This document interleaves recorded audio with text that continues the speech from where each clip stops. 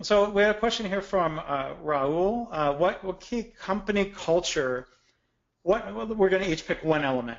There's many. We could talk about this all day. What's one element of company culture that promotes continuous improvement? Greg, you go first. So the first thing that came to my mind, because Mark was like, we could literally spend the entire hour just on this one question. Great question. But the first word that came to my mind was trust.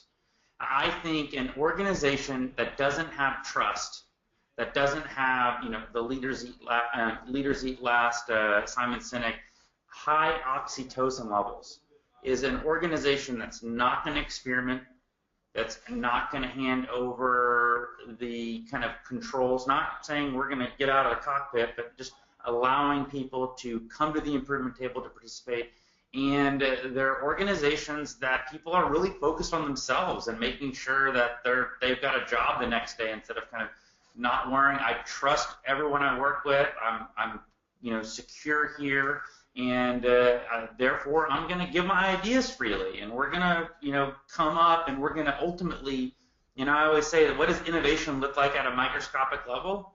It looks like continuous improvement. I mean, that's innovative companies are doing this really well. And those are companies that have high levels of trust, in my opinion.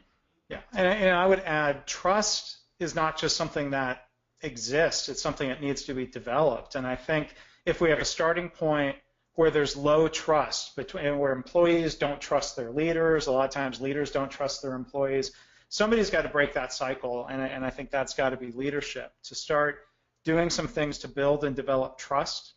One of I think the key aspects of a company culture is a commitment to no layoffs due to lean or no layoffs due to continuous improvement. That's a way of trying to build and demonstrate trust. And leaders might say, no one's going to lose their job because of lean, and the employees might not believe them.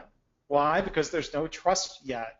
So that I think sometimes that needs to be a process. I think leaders can build trust by showing humility and trying to, the point I was going to make was the idea of getting past the notion that as a leader you have to have all the answers, or you're the only one who can have answers, or you're the only one that can take action to drive improvement. So I think working together with your employees to ask questions, to understand problems, can build trust. And I think asking them what they think we can do to solve these problems or to make things better can build trust in both directions. Leaders can show, hey, I trust you as an employee. I'm not leaving you totally on your own. We're going to work together.